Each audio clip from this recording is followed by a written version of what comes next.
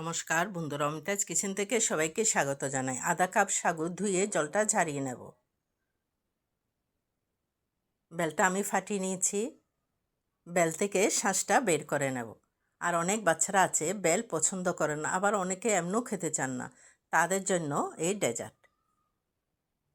1 চিমটি লবণ দিয়ে দেব আর সামান্য পানি দিয়ে বেলটা মাখিয়ে নেব।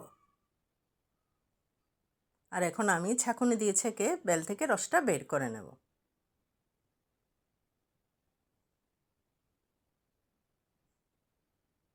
দিয়ে দেব কনডেন্স মিল্ক।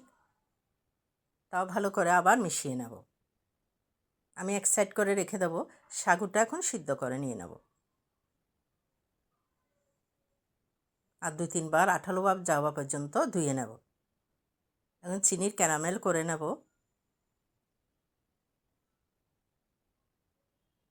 এখন দিয়ে দেব 1 কাপ দুধ।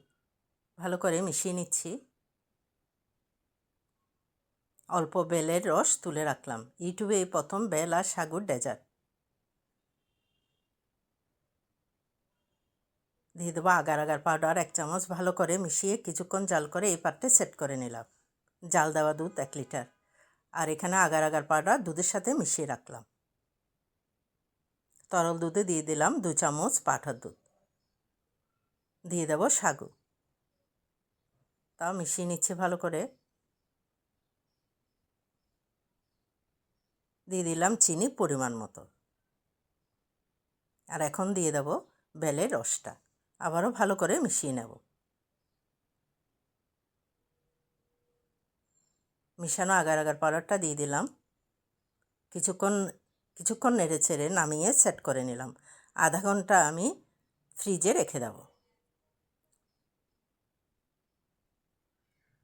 আর তৈরি হয়ে গেল বেল আর সাগুর ডেজার্ট। ঠান্ডা ঠান্ডা খেতে দারুণ হয়েছে। যারা বেল পছন্দ করে না তাদের জন্য এই ডেজার্ট।